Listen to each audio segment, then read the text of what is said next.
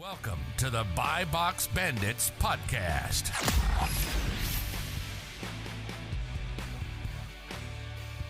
What's up, everyone? Welcome back to the Buy Box Bandits podcast. Today we have a long-awaited guest, which Garrett and I are very excited for. We have Larry from Watch Me Amazon, who's someone who's, I'd even say a little bit nostalgic in my eyes, that I've had the pleasure of watching his stuff over the years and everything, taking a lot of inspiration from it. It's so beautiful seeing this stuff done at such a high level and everything like that. So like always, thanks to our sponsor, SellerAmp. Check that out, the link in the description on all that. But Larry, thanks for joining us, man. Yeah, man, absolutely my pleasure to be here. I appreciate the kind words in the intro, though nostalgic does make me sound old. No, well, it's a beautiful thing. It's the process of Garrett and I going from just getting going to now, finding some success and everything on it. How long has that process been for you guys? Yeah, 2019, man. Yeah, fall 2019. Geez, what, 3-4 years now? 3.5. Yeah, coming up on 3, just about. It's a journey, and that's what a lot of people don't realize and might not be ready for. And it's also probably why a lot of people quit, because you can't really find like a real level of success 1 or 2 years in. You have to, as people say, as cliche as it is, put in the work. And more than anything, that's just time to learn and do the process. And that's the thing we talk about all the time is this Amazon thing is so front loaded in terms of the learning curve. Right, so a lot of times you put in that year or two that you're talking about, and after that third year, then it's just dynamite, right? Just absolutely. There's actually 2 learning curves. So a lot of people spend time in the learning curve before they start, and some people, can spend a couple of months, and some people have just like analysis paralysis, and they can spend 1 or 2 years trying to learn everything. But then there's a whole nother learning curve that only comes when you actually start working, when you start your business, you form a company, you form a corp, you form an LLC, there's a whole nother learning process and learning curve that happens. And that's the one that you have to put in the, 2, 3, 4 years minimum before you start having a big break. And a lot of people don't realize that. One of my things from the beginning, I never like to, sugarcoat the business. I tell people that it is difficult. If it was easy, everyone would be doing it. Everyone would be rich, making millions of bucks. But as you guys are probably a shining testament to, when you're willing to learn and you're smart and you're willing to put in the work and you have that patience, it's fairly easy to build a successful business. Absolutely. Yeah. So speaking of successful business, which you have a lot of, and a lot of success specifically through Amazon, can we talk about the times before that and, the humble days, back in the early years and everything, and what that looked like, and then we'll get into some of the inflection points and how you ultimately grew it. Prior to Amazon? Yeah, and then getting into the early Amazon days as well. Got it. So a little background about me. I'm born and raised in Brooklyn, dropout of high school. School wasn't really for me. I used to just smoke and cut a lot and chill. That's pretty much what I was into as a brain dead teenager, I suppose. But at 17, I dropped out of high school to chase the dream of fast money that I had, which was being a stockbroker at the time. A bunch of my friends were doing it at that time, and some of them had some great success. Me wanting to emulate that, I copied them, went into that business, and thus began like a long, I don't know, maybe like 10 to 15 year career of being a stockbroker, being a licensed stockbroker, being in sales, and I always make a lot of comparisons between being a stockbroker and being in sales and telemarketing and qualifying leads and reaching, accounts and reaching out to people daily. There's a lot to be made of that comparison between that and what we do in wholesale. But I was basically doing that for an extended period of time, had some pretty decent years. Most of the time I was just getting by, by the skin of my teeth, basically hardly making any loot. Just spinning up my wheels and not really getting where I wanted to be in life. In about 2016, maybe, I quit the business. I was dead broke, didn't have $1 to my name, just needed to do something else after spinning my wheels for a very long time. And my friend was doing Amazon at the time. He kind of showed me the ropes, taught me a little bit about what he was doing. We can dive into the weeds of exactly how that all transpired, but I've been doing it ever since then. Absolutely fell in love with it, got into it maybe at a good time. Kind of 2011, 2012 was like the wild west days of FBA. So that was a little fun.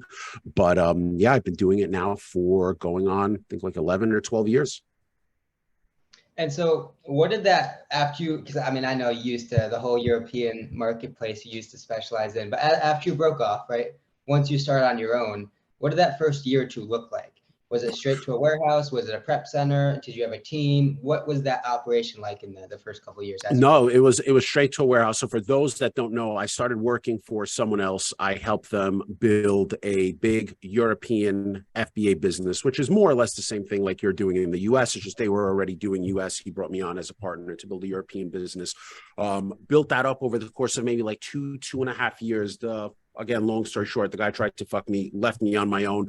But at that time, in those 3 years, I developed a lot of contacts. I developed a lot of processes. I had products that I knew I wanted to buy. So I wasn't really at that point starting from scratch. I didn't have a lot of capital to start my own business, but I had processes, I had products, I had relationships, I had accounts with suppliers, all of that kind of stuff. I didn't have the one thing that I needed to scale, which was capital. So you can have like a whole bunch of shit to buy. If you don't have the capital, you can't do anything with it. But I was lucky enough to one of my good friends, he put up the money and became a working partner. We started our own business, but we did have the luxury of starting kind of in a different way than most people normally would. Because again, we had already, 2-3 years worth of work behind me. We had a catalog of products that I was ready to buy. He put in $50,000 to get our business off the ground. So we started day one with a good, decent amount of capital and like knowledge and like the products that we were going to buy. When thinking back to when we started, we didn't start from a warehouse right away. What we actually did was we rented a little house. It was maybe like a 2-bedroom small house in a residential area, but that's where we were operating out of, like the first, I would say maybe year and a half, until we outgrew that space and then got an official warehouse. There's that epic picture of the pallets. It's like the perfect suburban white picket fence picture, and then there's these big ass pallets. Like I showed it on one of the podcast episodes in the past. It's the funniest thing And I think almost, I'm sorry for cutting you off. I think almost every successful seller that I've at least met has that similar story where they started from the house, from the garage, from the driveway. And, I think that is just one of the steps, just one of the stepping stones that you have to take on your journey to get from point A to point B. Yeah, my old house, I used to live in like in Miles, like a super residential area. The Pallets too. You had the same thing. Yeah, you had the same thing. Yeah. LTL trucks coming in, like driving on people's lawns. The first memory I have of you is the picture of the UPS truck like towering over the house, and I remember the exact one. But what would really suck, because we didn't have obviously a loading dock or anything like that, and you can't build the pallets inside the house because then you have no way of taking them out. Get them out. So we would have to build them in the warehouse, in the thoughts that we know UPS for sure is coming today. Maybe they will, maybe we don't. They don't. That's a different story. But we actively had to build them and wrap them in the driveway. And then, sometimes UPS doesn't show up. That happens, a little too often. And then you have to break everything down and bring it back into the crib. But I look at those days very fondly. Oh, of course. Yeah. I mean, because that's the thing. And I don't know how you guys feel about this, but I don't know why there's something about it where I was just in the process. I wasn't worrying about like the bigger picture too much. I was like, I'm learning this scale. I'm gonna keep learning this scale and everything. Because the nice part is, I picked up on a little bit of that from what you said prior, right? You didn't have money, but you had skills, right? And no one can take the skills away on stuff. And that, that ultimately in the grand scheme of things, similarly important on that. So I'd love if you have any specific inflection point years that maybe you saw more growth in numbers or more growth in scale specifically, because I've been at it about 3 years, and I can think of some specific months that have been big inflection points. I mean, I'm curious if you have any similar months or years. Let me ask you guys, when you started in the business, did you find social media, find the Amazon space, find other sellers in the community first, and then start? We're lucky. Yeah. So, and everyone's lucky. So you guys have it good, bro. I'm telling you. So my like formative years, I don't know formative years, but the years that my business really started to scale was right around, I would say like 2017, 2018, when I started posting Watch Me Amazon shit on Instagram and on, Facebook and YouTube and everywhere else. Before then, I was always taught to keep everything very close to the vest and not tell anyone what you're doing and keep everything very hush hush. But it was wild back in the days. I mean, I'm trying to remember for 100%, but I don't think we were using I don't think we had Keepa before I like went on social media or like in like the Facebook groups. I don't think we were doing much in the way of like software and stuff like that, you know. So just networking with other sellers and seeing what you guys are doing, what other people are doing, different softwares, you know, that's kind of when my business opened up and, you know, really started to grow. Yeah, it's interesting because I feel like a lot of people kind of get sucked in by that social media, right? So you have, like, you see the end goal, right? You know, you bought into the potential. Then it's just a matter of, you know, working out how to get to that end point, right? So that's kind of where like the interesting part is, and how to source and how to acquire capital, like you kind of pointed out. You just learn a lot of things from other sellers. Like I see even you guys are always mentioning that seller am tool. And I looked into it. I see that it does some really good things. And now I'm considering using it, and I'm considering how can this help me in my business. And the same thing happened with repricing tools and inventory management tools and Keepa and Chrome extension. But when you're not having that communication with other sellers, when you're not listening to podcasts, when you're not part of Facebook groups, you don't know about any of these things. And you're not in the nothing is community, inbound. you just don't know. There's no inbound. Yeah. Nothing. And if you're not telling anyone, no one's telling you, you would have no idea. Like there are for sure thousands of sellers out there that have no idea what any of these tools are. Yeah. And what's crazy is it's all free too. Facebook groups free, YouTube free, like all of it, Discord free. And it's just the point that I bring this up a lot, but it's like, there's no direct ROI to it. There's a time investment where that you can't tell what exactly came out of it. But for me, definitely it's been everything pretty much has come out of stuff like that. Yeah, for sure. Larry, for you, what kind of pushed you over the edge to make your group and your program and kind of start impacting other people? What was that? So we're going to go old school, right? We're going to take it back to like, I don't remember. I think it was 2016 or 2017 I started. And back at that time, there was virtually no one online talking about reselling or OA or RA or wholesale, like literally virtually no one. I think maybe one or two people, and that's it. And I was one of the first. There was a ton of people though talking about private label and doing all of that kind of stuff, and a bunch of, quote unquote gurus online and stuff like that. But I just saw an opening in the market from a sense where there's a ton of sellers that are doing reselling, that are doing wholesale, but there's no one putting out content to that respect. And, for people that know me personally, like making content and like doing like thing, like, putting like my face out there in the public, that's not really my personality. Like I'm kind of antisocial in real life. I'm like, I'm like, I see people, I might like cross the street because I don't want to like say hi to you or stuff like that. I'm antisocial in that way, but putting myself out there and interacting with the community, that paid huge dividends for my business.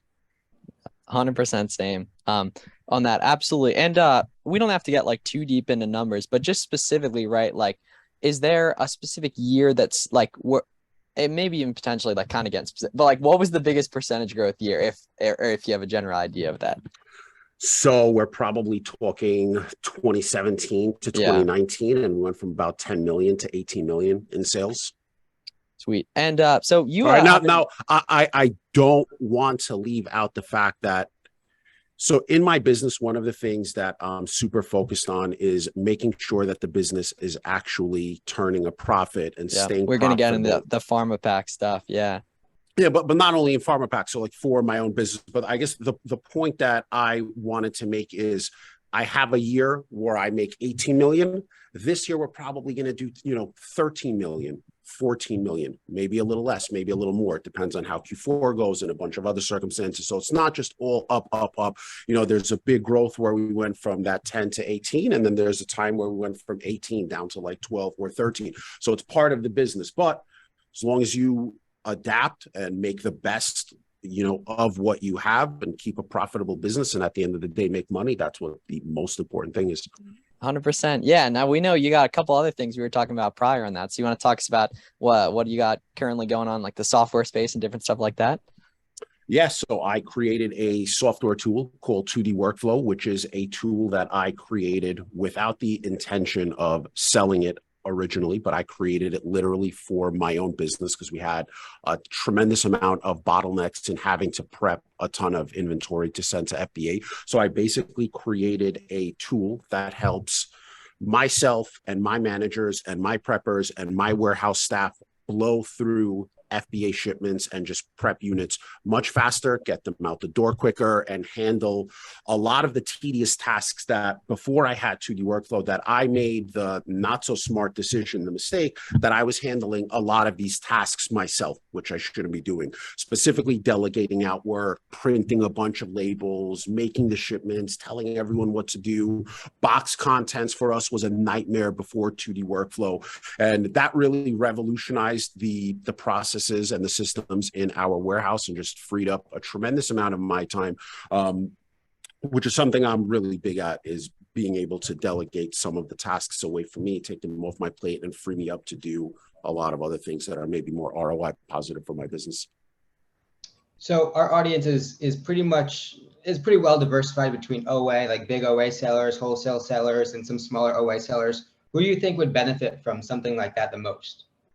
So I think honestly, and I'm not saying it again, I can care less if anyone buys this, but I think it benefits everyone. The only person is not going to benefit is someone who is not shipping a decent amount of stuff to Amazon. And by decent, that can be subjective. It depends on your budget. If I was shipping, 1,000 units a month to Amazon, me personally, if I had the budget, I would prefer to use 2D workflow. But that being said, if you're not shipping a lot, if you're just starting out, if you're only shipping, a couple hundred units a month, you're not going to get a tremendous time savings. You can kind of prep that stuff on your own. There's not much there. But to anyone who's like constantly shipping stuff to Amazon all the time, it's just a no-brainer. Yeah, absolutely. Kind of talking about, delegation and stuff like that. Do you want to dig in a little bit in terms of like the Amazon side of things, how that works in terms of, do you have domestic buyers? Do you have VAs that are helping with XYZ in the operation? So my buyers are, all with the exception of one, they're not VAs in a sense where they work for other people. They work, specifically for us. This is their full-time gigs, but they're VA in a sense where they're not domestic based here in the States. But yeah, we have buyers working on, we don't split it up by like region, but we just have certain buyers handling the buyers for a specific Amazon account. And I have a couple of Amazon accounts that I've seen you tweet about that before. Yeah. Some different stuff like that. So I have a couple of different selling accounts in the US. I have a few overseas as well. And we have different buyers assigned to each one of those accounts to do the replenishing and the research and stuff like that. And for a newer wholesaler and even just in general at scale, are you a bigger fan of brand direct or distributor accounts? So it's kind of like a loaded question. So I'm a bigger fan of brand direct. However, that being said, probably 80+% of my business is distributor. Distributor is a lot easier to get and build a business with. For anyone who might be listening to this, obviously you would prefer brand direct, but they're few and far between. They're harder to get. They're not necessarily all they're cracked up to be and super profitable all the time. And a mistake that a lot of new people do is they try to go directly right away to brand direct. And that requires a little bit of, savviness. You have to be in the business for a while. You have to know how to approach it. You have to know what you're talking about and not sound like a complete rookie. You have to, more than anything, be able to actually provide real value to brands.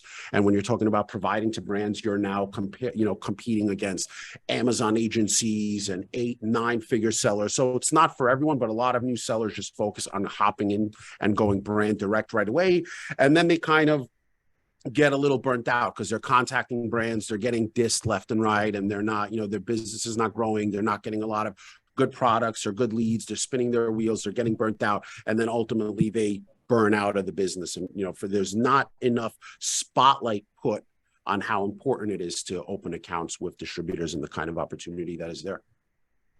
So kind of like piggybacking off of that, right? When we talk about getting dissed, as you put it, or like handling these objections, one of the biggest objections that we face and that we hear people face all the time is we don't want to work with Amazon sellers. We don't want to onboard any more Amazon sellers. How would you approach that, or how would you instruct your team to sort of approach that? So honestly, right from the beginning, there's not going to be any kind of like rebuttal or bullet or pitch that I can give you that's just instantly going to turn that objective around. And it's a process. And, when my buyers or my outreach guys are reaching out to brands, we're typically starting off the conversation by bringing a little value to the table first, before we even ask for anything. Show them about something about some of their competitors, something about their listings, something that might need to be optimized, something that I noticed and I'm trying to make them aware of before actually opening the account and asking for that order. And it's more about just having that conversation, opening those lines of communication, providing some value with them, getting friendly with them, building that relationship, keeping, again, those lines of communications open, and then trying back again 3 months, 4 months, 5 months, lead with a little bit of value. If something worked out like you told them it was going to work out, give them a little bit of an I told you so.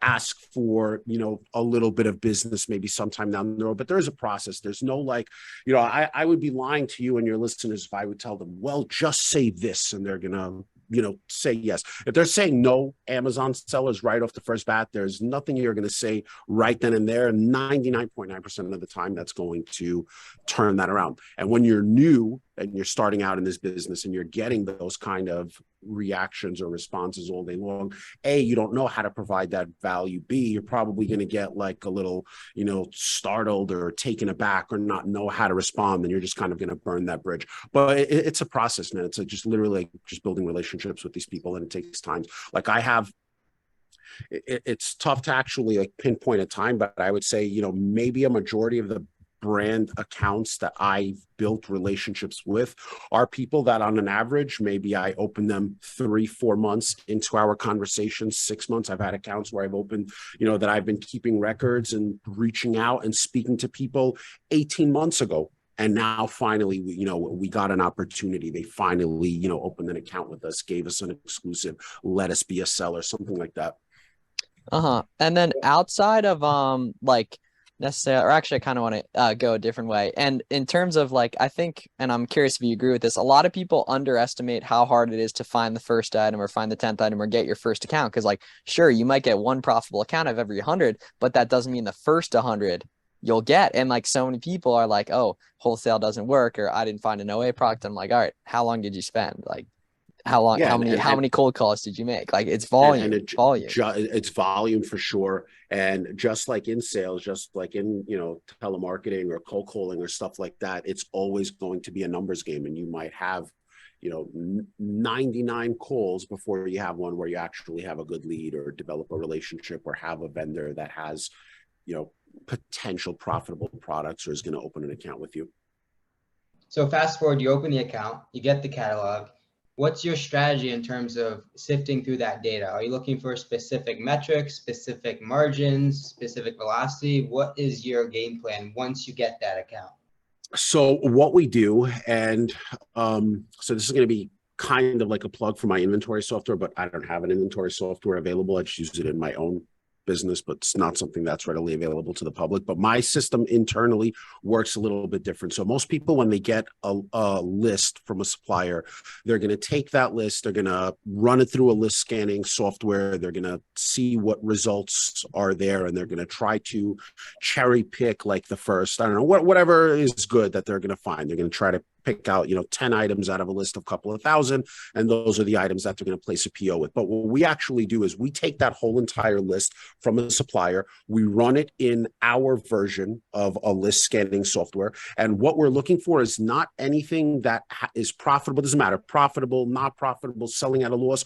We're just finding every item that is ranked and that sells on Amazon, irrespective of whether it's profitable or not. And then we're taking, let's say we upload a list. Let's say there's 10,000 items on the list. Only 3,000 of them are ranked well and sell. The other 7,000 are getting discarded. The 3,000 that we have, it's then getting added to what is essentially our internal database. And it's going into those 3,000 items. And again, majority of them are probably not profitable, but they sell well. That's just getting uploaded into our database. And then every single day that that database becomes its own list. And every single day that database is getting scanned. And then you enter your own metrics, whatever you want, 250 minimum profit, maximum rank, 30, 40,000, minimum ROI, whatever. And it's spitting out what items you want to buy. But basically what it's doing is out of those 3,000 items, you might have 10 that work well today,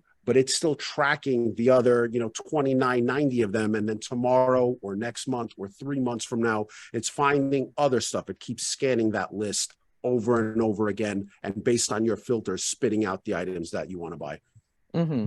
And so you've been in the game a while, and Garrett and I have been around a couple of years at this point. And we've seen very few people that I knew in 2019 and 2020 that are still at it, aren't at, being able to do it full time, making good money and everything like that. So what are some traits you see in successful sellers that are able to stand the test of time over the years?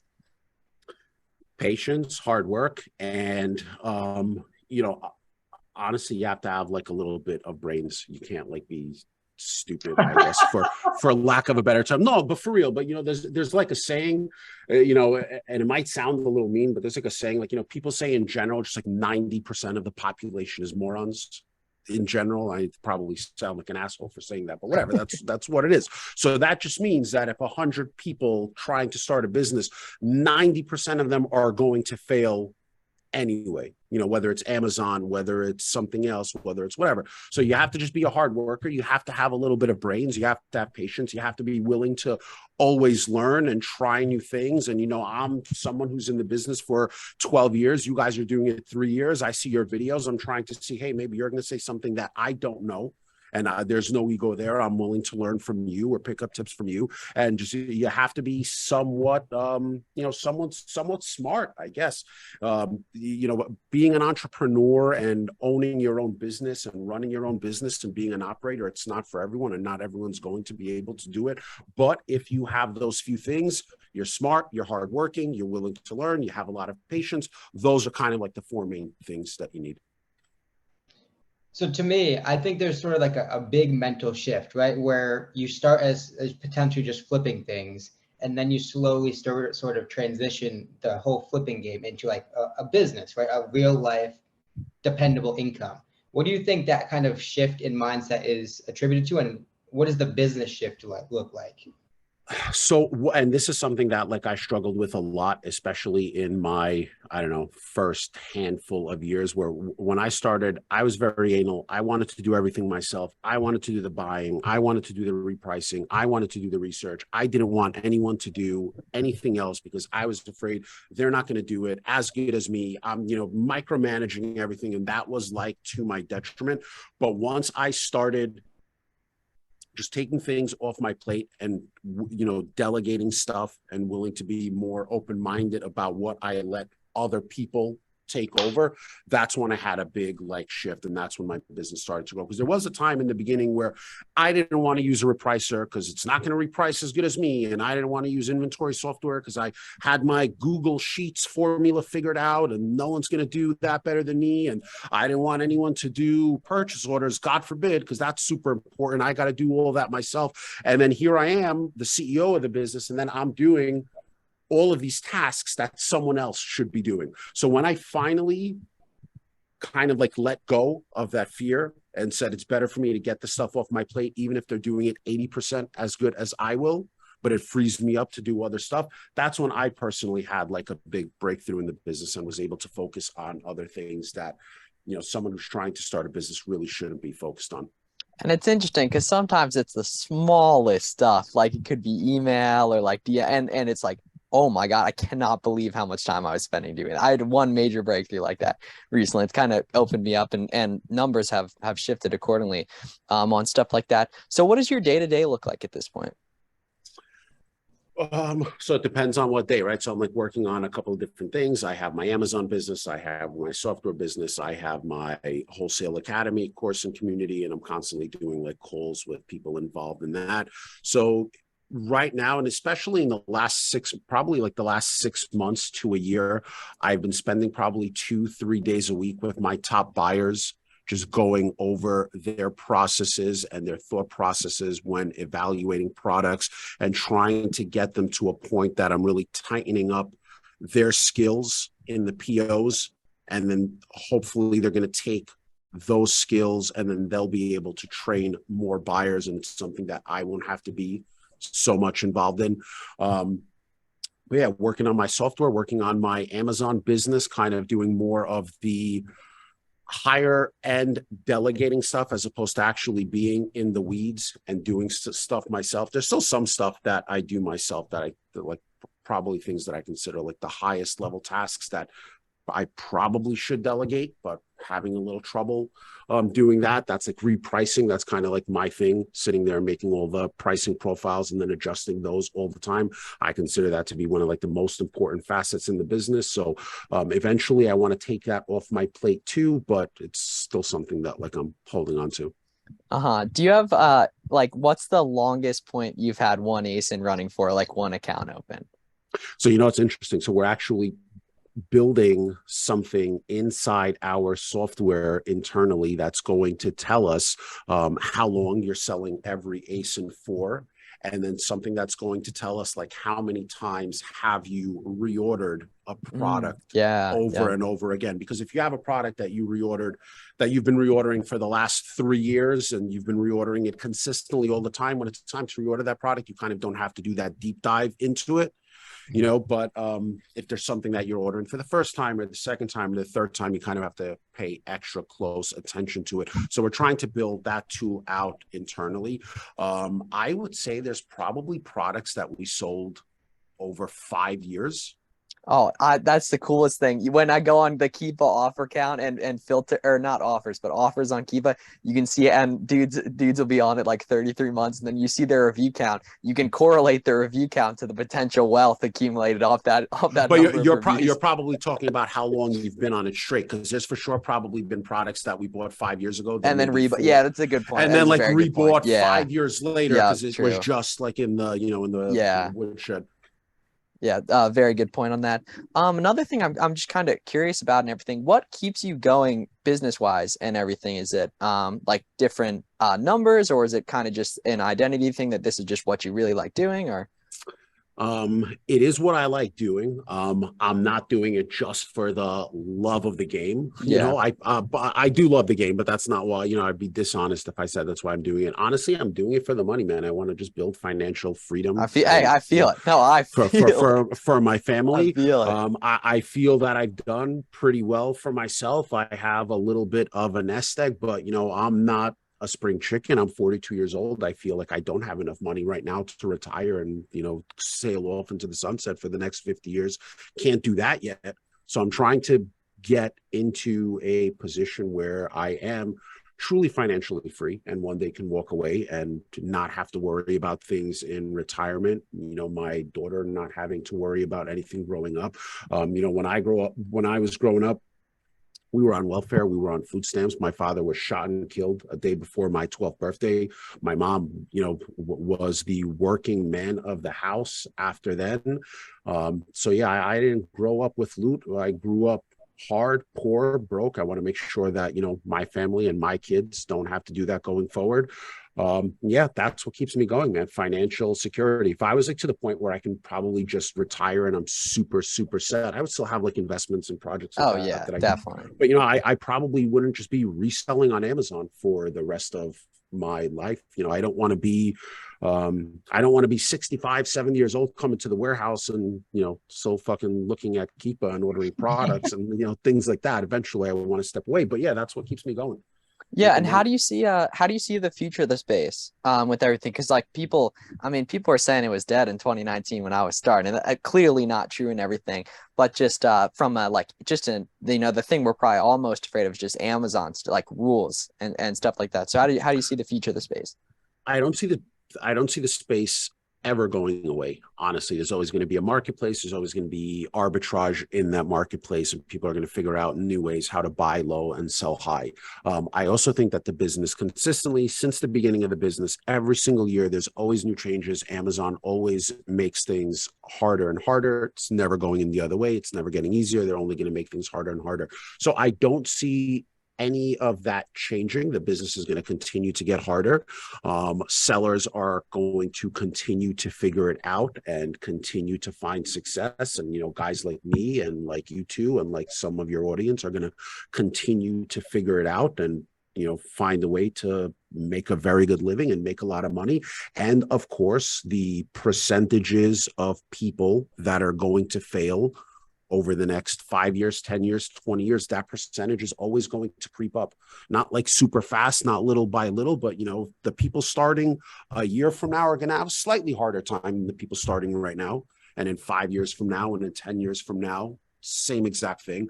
In regards to what you mentioned about Amazon coming into a listing and crushing it, I am actually the belief, I don't know like how long it'll take, maybe 5, 10, 15 years, but I don't think Amazon is going to stay around in the, selling stuff themselves. I think they're eventually going to try to back out of that space due to public pressure and all this antitrust shit that they're trying to get them on. So I think they'll just walk away from that.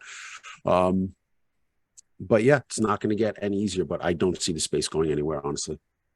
So you talk about Amazon changing, and I've been following your stories. You've been posting pretty consistently about a specific change that Amazon has in place, and obviously how that kind of ties into your software. So do you want to talk to that or talk through that with the audience? Yes. So for some brain dead, and I think it's probably just because Amazon doesn't cater to resellers, they kind of are optimizing everything for, brand owners and private label sellers. But Amazon is changing up their workflow. And starting in, I believe, in exactly a week from today, they're switching everyone over to the new Send to Amazon workflow, which for resellers, OA, RA, and wholesale, it absolutely sucks because as anyone who does any type of arbitrage knows, we make a shipment typically and then only provide our box content at the end when we're actually labeling and packing that shipment and getting stuff out the door. And for some reason, Amazon thought it was a good idea to make a workflow which requires you to tell them how your shipment is packed before you even packed it. And that's very, very hard for wholesale sellers to do. That's what I'm thinking. Yeah. It is. It's very difficult. And they want you to say how every single item is packed, what's in every single box when you create the shipment. And usually the way it's always been is you create the shipment, you start packing it. At the end of your shipment, you know how everything is packed. You can then do your box content. And they completely flipped it on its head, and it's just causing a massive inconvenience for a bunch of Amazon sellers. And it doesn't apply to everyone. Like I said, if you're only selling, if you don't have a big catalog, or if you're not sending a bunch of different products to Amazon all the time, not a huge deal for you. But for anyone who does any arbitrage, we are guys that send a ton of different SKUs all the time in every shipment, and they've just made that very, very tedious and not user-friendly for us. Mm-hmm. All right, Larry. So someone in the DMs or in real life or whatever says, I got $5,000. I want to start Amazon. What's your answer in terms of, do they go wholesale immediately? Do they wholesale and some of this and that to learn, or what's is this a hypothetical question, or is someone really in the DMs asking? Oh, that? I'm sure they will be. Yeah, I'm sure thousands have been over the years. But yeah. It honestly depends, man. I can't, it depends on the person, right? It depends on what kind of person they are. And there's people that are just probably a better fit to do RA. There's people that are a better fit to do OA, and there's people that are a better fit to do wholesale arbitrage. So I would have to have a talk with that person, what their goals are, what they want to do, how long are they committed? Are they doing a side hustle? Do they know 100% that they want to do wholesale and build a business and be in it for the next 5 to 10 years? So it all depends. And there's certain people that just have a personality where maybe they're better off taking $5,000 and doing private label. Maybe they're more geared for that, and that's the right idea for them. I would say, honestly, if you're just looking for a side hustle, or if you just want to try it out and see if the model works, and you're not 100% sure if this is what you want to do full time for a living, even though I have a wholesale course, I would recommend starting with OA or RA if you want a side hustle, if you want to, prove the business model, see if it works. You're not, looking to do it full time right off the bat. If, however, that this is what you want to do for a living, this is what you want your full-time career to be, you're willing to do it full time and put in the work, then I would go wholesale. And so do you have other big wholesale sellers that you jam with and go back and forth with, a lot about different, I guess, things in the industry or whatever?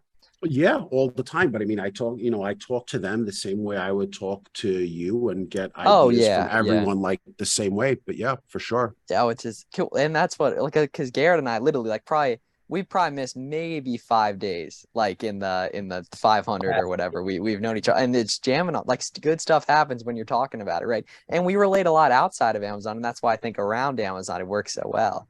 With And different it stuff. works. It works like that in honestly all facets of life. Like, so I'm building 2D workflow, right? Once we launched it, we have sellers signing up. They're trying the tool. Not any two sellers operate their business the same way. So the point I'm making is just in communication with the sellers and the users who are doing 2D workflow.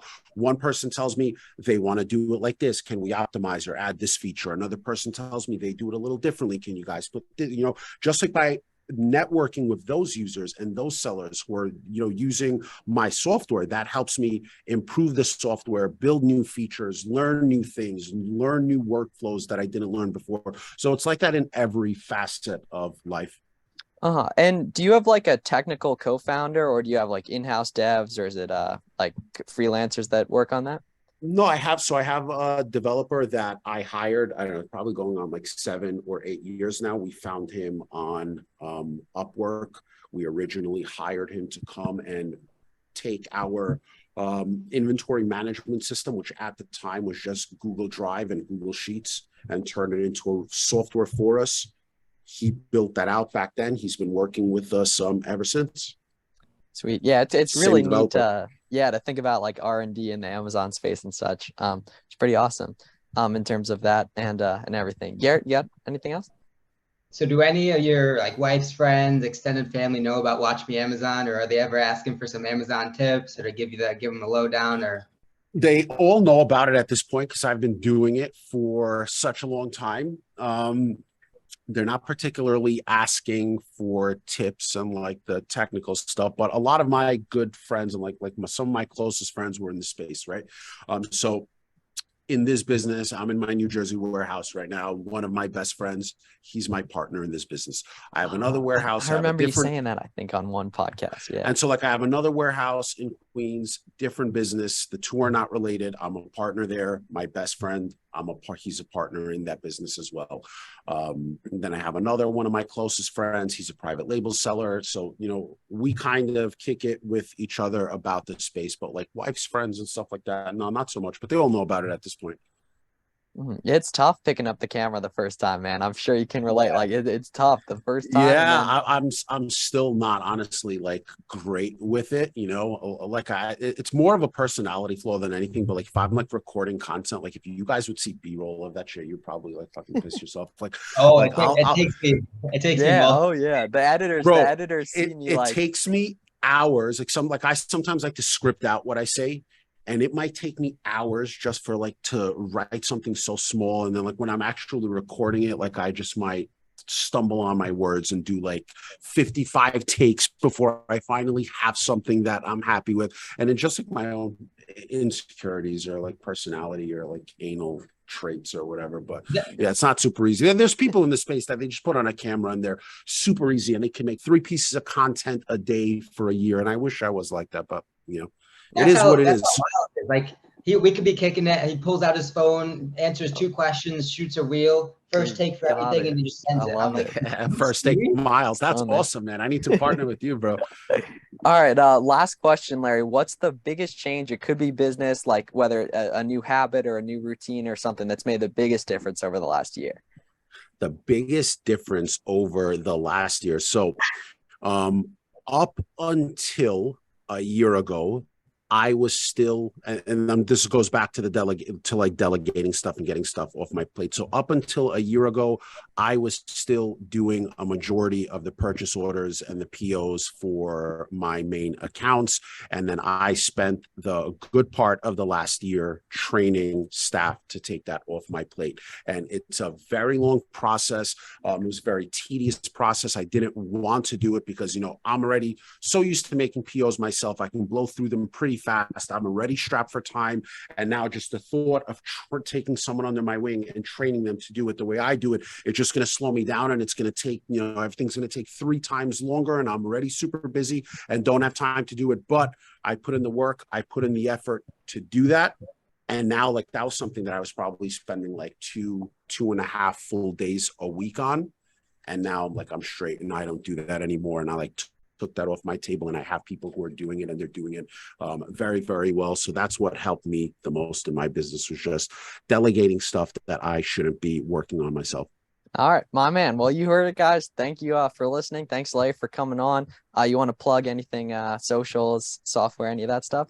Yeah, check me out on social. Watch me Amazon everywhere. Anyone who is interested in skipping the new send to Amazon workflow and wants to try 2D workflow, it's not available anywhere else. I made it just for you guys. I am going to hook people up with a free 2-week trial to 2D workflow so they can try it. If they like it, you stay on. If not, no questions asked. You can cancel anytime. All right. Fantastic. Yeah. So thank you guys for listening once again. Thanks, Larry. We really, really appreciate it. This is one of my favorite episodes yet. On all that, check out Seller Amp free trial link in the description on all that. And we Seller will see you Amp, guys your in the tool? next one. Yeah. So we have, yeah. Like I'm a part owner. Yeah. Awesome. Yep. Awesome. Yeah, man, it looks good. All right. Cool. Thanks, guys.